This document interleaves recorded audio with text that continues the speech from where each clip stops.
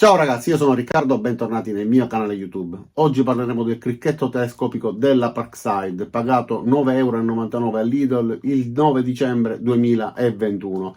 È una chiave a cricchetto che si può allungare. Voi direte, che senso ha?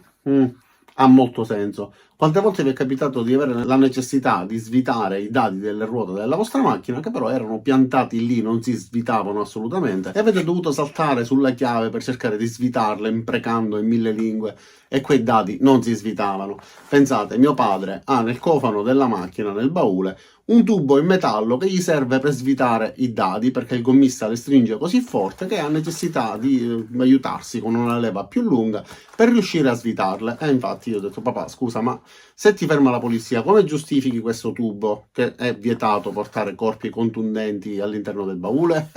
E ha ragione, se non riesce a svitarlo, come dobbiamo fare? In questo caso è necessario utilizzare una leva lunga, non un tubo, una leva lunga.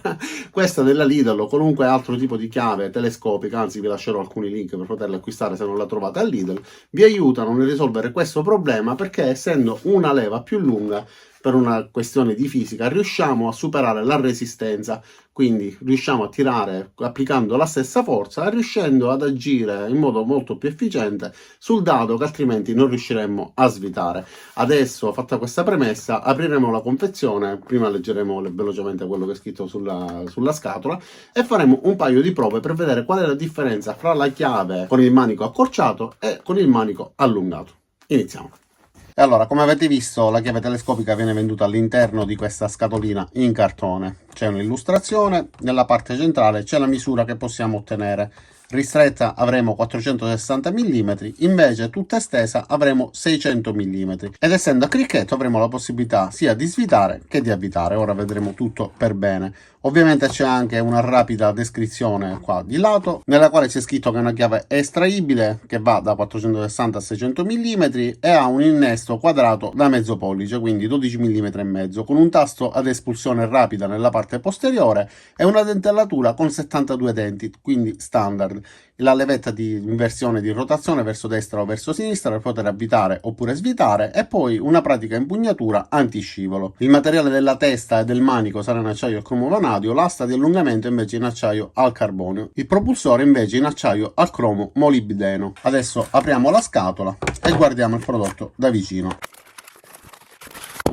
All'interno della confezione troveremo solamente la chiave in questione, senza alcun tipo di manuale di istruzioni, accessori o custodie. E allora guardiamola per bene in tutti i suoi dettagli. Innanzitutto sull'impugnatura c'è scritto che è stata prodotta da Suki International in Germania. Questa già è una cosa positiva. Allora, vediamo subito come si estende. Si fa arretrare la parte frontale, si allunga, e abbiamo la possibilità di raggiungere la lunghezza massima di 60 cm oppure la lunghezza minima di 46 cm.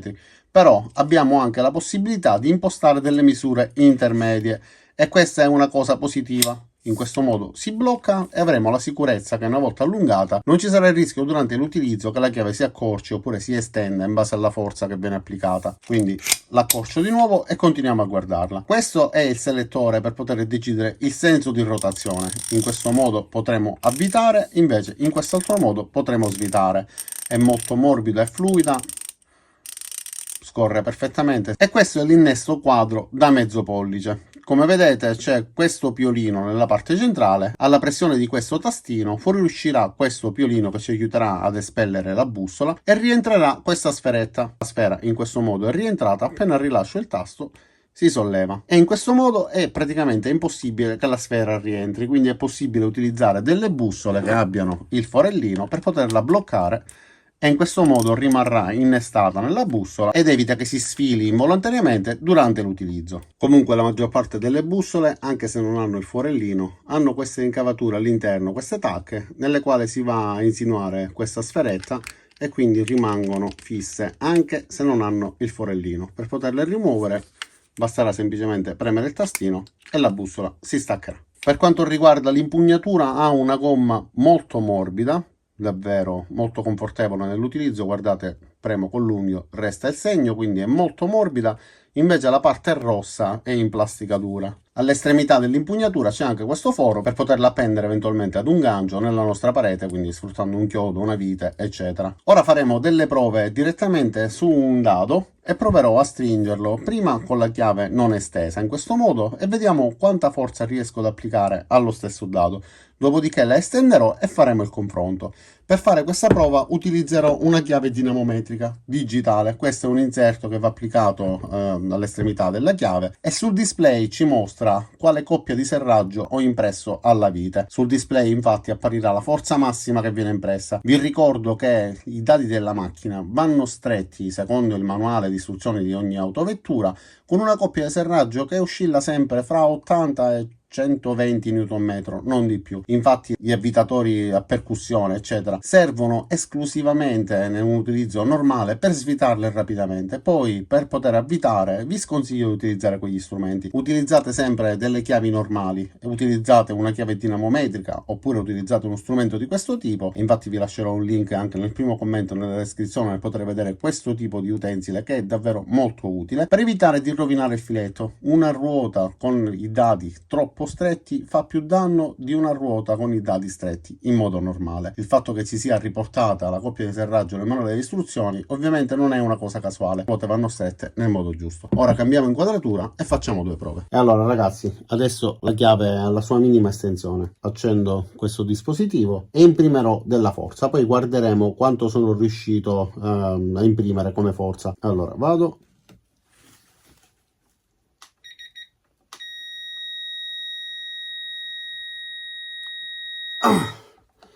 Sono arrivato a 199,5 Nm, quindi comunque una buona forza semplicemente col peso del mio corpo. Adesso lo allungo e riproviamo.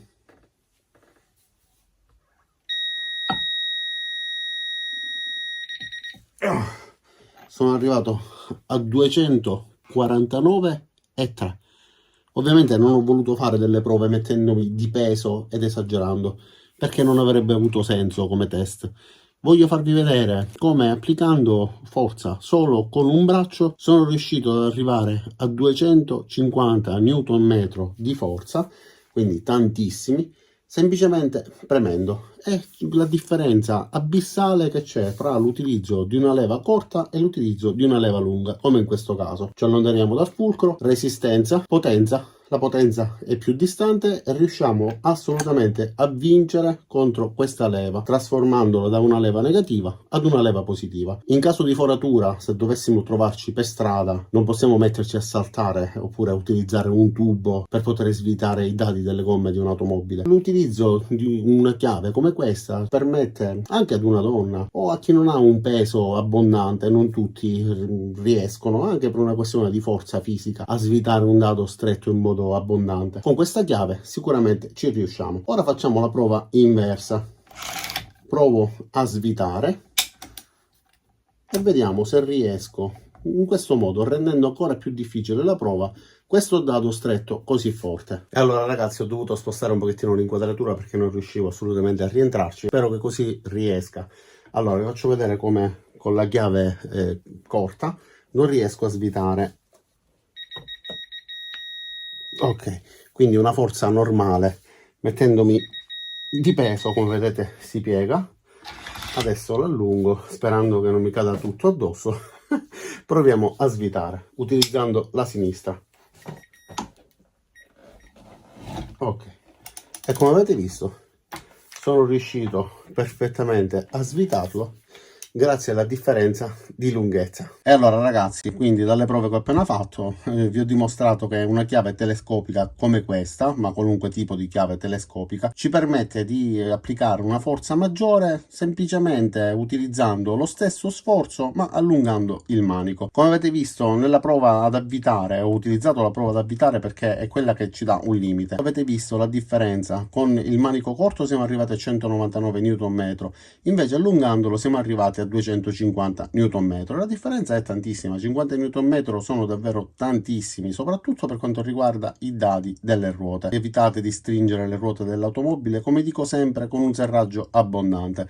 Casomai comprate uno strumento come questo oppure una chiave dinamometrica come questa, e vi lascerò i link di entrambi gli utensili perché sono davvero indispensabili in un'officina, ma anche per chi nel garage ha bisogno di cambiare le gomme, per esempio per il cambio gomme stagionali, eccetera. Ma tornando al discorso principale, quindi l'utilizzo di questa chiave telescopica, ragazzi, se la trovate compratela, se non la trovate andate giù nel link che vi lascerò per poterne comprare una, perché con pochi euro riuscirete sicuramente ad ottenere dei risultati migliori con molta più facilità.